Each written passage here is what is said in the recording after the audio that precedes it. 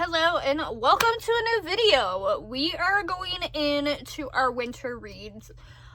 These ones are just kind of random ones that I picked out that have been on my shelf for a hot minute that kind of have a wintry theme, at least for me. So in this video, we are going to be reading 4 separate books. These are just random off my shelves. I kind of went through my spreadsheet and just kind of picked books that had like snow, winter type of theme to them. So they're kind of random. But these are my 4 books. We're going to be doing The Shining because what better part of the year than reading it in winter? So we're going to be going with The Shining, and then I also have Icebound by Meredith Trapp. This one is a hockey. I got this one in a probably smut box. That's all I can tell you. I've had it for a while. I don't even know which month this came in. I want to say last year sometime. Maybe the year before. I've been getting these for the last 2-3 years now. I can't even remember when they started. I've had probably smut since they announced their book club. So some of these are kind of old. And then we also have Blood Beneath the Snow. This one is actually a more recent pickup. I just really liked the cover of that and it looked interesting. If you would like to read the back, you can go ahead and pause, maybe zoom in, I don't know. And then we have The Most Wonderful Crime of the Year by Allie Carter. This one is my book of the month copy. I got this one last year. I meant to read it last year. Never happened. And if you're asking why this is not in my Christmas vlog, because don't even talk to me about how many books they're gonna be. Tune in for that one because it's gonna be. That's all I have to say. I did listen to half of this last night at work. It's interesting so far. I didn't think I was gonna like it, but I'm liking it.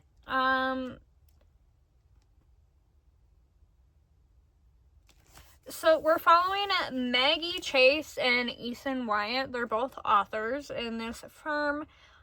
It seems like they don't like each other at first, and then things kind of start happening. They go on this little journey to England where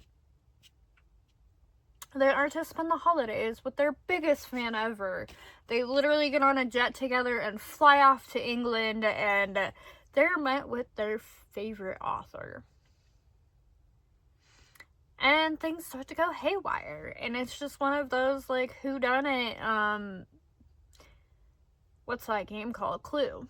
It literally Clue is going on, and I'm like, what is happening? But yeah.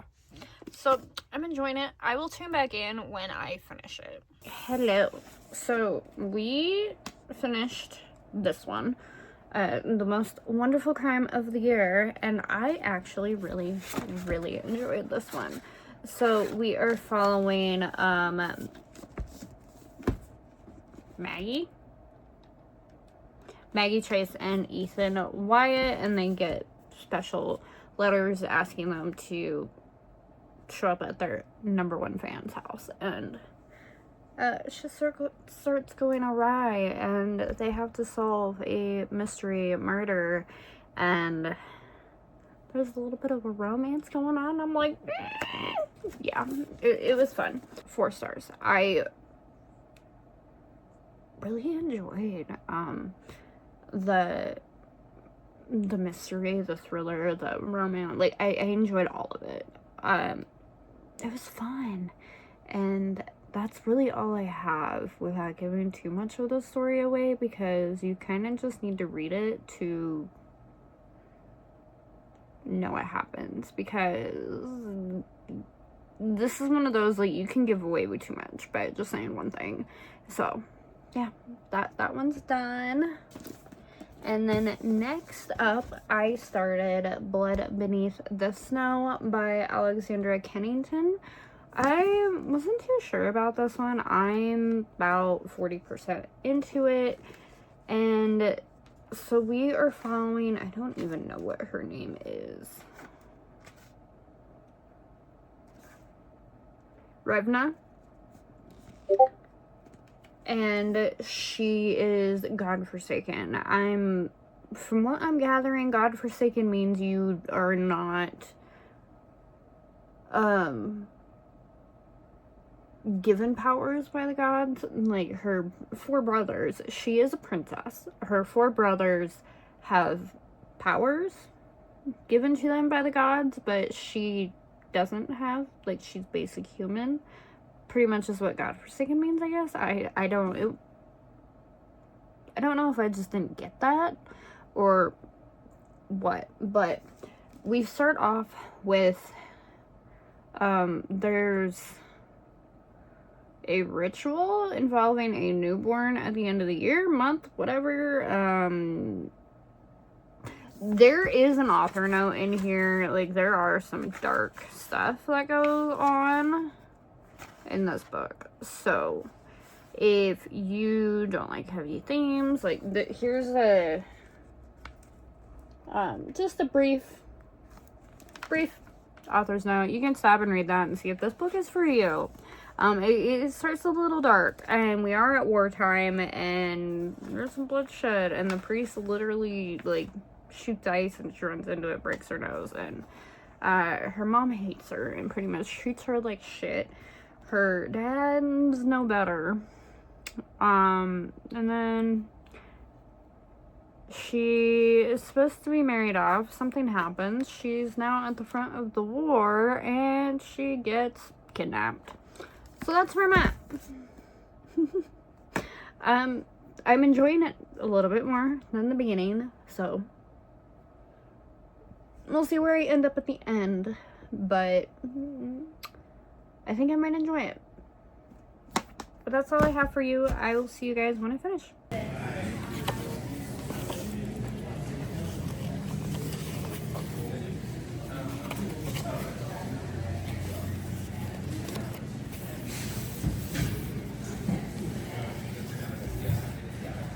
So I finished The Shining yesterday, and it was just as boring as the book. As the movie. So for most of the book, except for like the last, I don't know, 50 pages, like, there's nothing going on. Like, it's boring. And if you've seen the movie, the book is just as boring, honestly. The movie had more action, even in the end. Like, it it was fine, but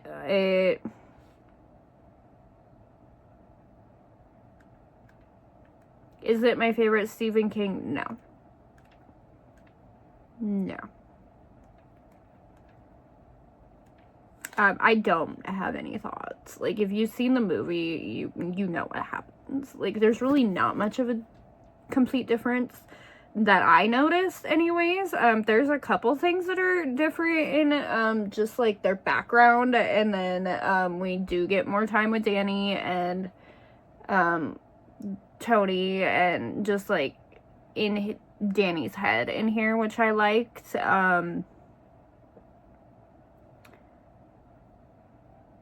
We don't really get, wait, I don't have a lot of differences to tell you guys, because I didn't really see a lot. Like, there's more detail on some things, but then on other things, there's more detail in the movie than there is in the book, and 2 stars. Like, I don't know what else to rate it.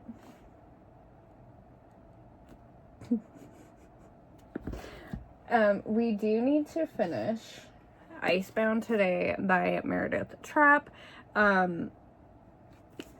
I will be having Alexa read this to me while I work on my sister's blanket, because we need to get this book done and we need to get that blanket done. So, I will see you guys when I finish Icebound, and then we can wrap this whole vlog up, and I will talk to you guys later. So I just finished Icebound by Meredith Trapp, and this one was actually pretty cute. I don't know what happened there. A hockey player who cross stitches, like, kind of cute, and he has a cat named Chicken. This one does have a slight age gap. She's 22 and he's 33, and he does make kind of a big deal about this at first. And then just kind of gives in to the chemistry. They had some chemistry. There was some banter. I enjoyed it. It was cute. I really don't have much other than, if you like cross stitch and you like hockey players, he cross stitches and he's a hockey player. It was cute. It was cute. There are some spots that I'm just kind of wanted to punch somebody. So her sister, Nina's sister, Nina walks in on Gwendolyn doing the dirty with her ex-boyfriend. And not just doing the dirty, but giving a B. And I'm just like... And then first scene.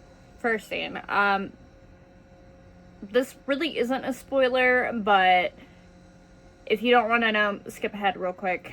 But our first scene, like very first chapter, Rhode is in a bar for Micah's 20th birthday. And this girl comes up and immediately starts making out with him and tongue down throat, everything, like trying to get into his pants, and he's just like, whoa, and kind of pushes her back a little bit and was like, no, we're not doing this. And he's like, I don't want to be that guy on the news again, because I pushed a girl because she was trying to put her tongue down my throat, but I don't want to do this. So he like politely like, hey, boundaries. And come to find out later, that was Nina's sister. And I'm just like, okay, first of all, we're now in a relationship with Nina's ex-boyfriend. And then you find out that the guy that you tried to shove your tongue down his throat is the guy that your sister is not dating, but, you know, doing stuff with. Granted, it was before. It was literally like 20-30 minutes before she even knew Rhode, but still, it was just one of those that I'm just like, why? And like, her sister really pissed me off. Isaac was a tool. He was a douchebag tool, and he can just go die and leave. But, and then, like, there was just some things that I'm just like, why are these guys so pushy? Because, and I'm glad we didn't get Isaac through most of the book. He was only in there for a couple scenes, and he was a douchebag. Like, he just full on, I wanted to reach in and punch him myself. And then she's in art class, and she's doing, this is in the pottery. And this kid, Noah, is, like, coming on to her and, like, trying to get, like... And it's multiple times. And there's a couple scenes where Rhode's like, no. There's one where they're fighting, like, in a fight, not talking to each other. and Rowan brought Rode with her to go have lunch with their dad, which they have issues. His dad walked out on him and his sister and mom when Rowan was very, very little. I think she was still a baby. And so there's some daddy issues with him. But they showed up and she's like, oh, I'm sorry, I forgot to tell you, I'm getting notes from my class from Nina. And he's like, Rowan, you could have told me. Like, what the fuck? And guess who's there with them? It was Noah. They're supposed to apparently be meeting,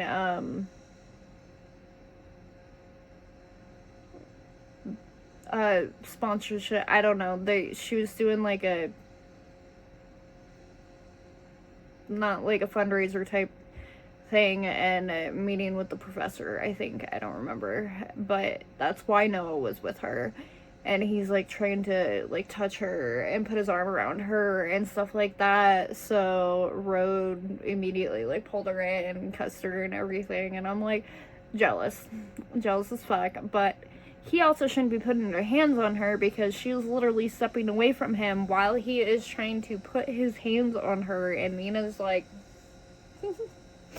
and he's still doing it. And I'm like, dude, take a hint. Like, there's like 3 other scenes of you not taking the hint that Nina doesn't want you. She doesn't want anything to do with you other than what you guys are already in class for. But other than those 3 people in this whole entire book, I had a good time. I found my Meredith Trap. This one is on KU. So, but I had fun. This one is the Probably Smut edition, so it looks a little bit different than the other one, but I did like it. I liked it a lot. 3.5 stars. It wasn't quite a 4-star, but it was up there. It was enjoyable. But that is all I have for you guys in this vlog. I really hope you enjoyed it. I tried to keep it kind of wintery themed. What did we even read? The Most Wonderful Time of the Year, or The Most Wonderful Crime of the Year. So I read The Most Wonderful Crime of the Year by Allie Carter. This one was really enjoyable as well. Blood Beneath the Snow by Alexandra Kennington. I did like, what did I give this one? 2.5, I think? Maybe a 3-star? I liked it, but I didn't like it enough. And then, of course, the lovely Shining by Stephen King, along with Icebound that we just talked about. So it was a decent reading vlog. I can't say I really hated any of the books. I mean, The Shining could have been 20 times better, but other than that, that is all I have for you guys. I really hope you guys enjoyed it, listening to me talk about some of these and some of my rants, I'm sure. But that is all I have for you guys. Thank you guys for watching. Again, don't forget to like and subscribe, and I will see you in my next one where we read all of the Christmas romance books. Wish me luck. I will see you guys later.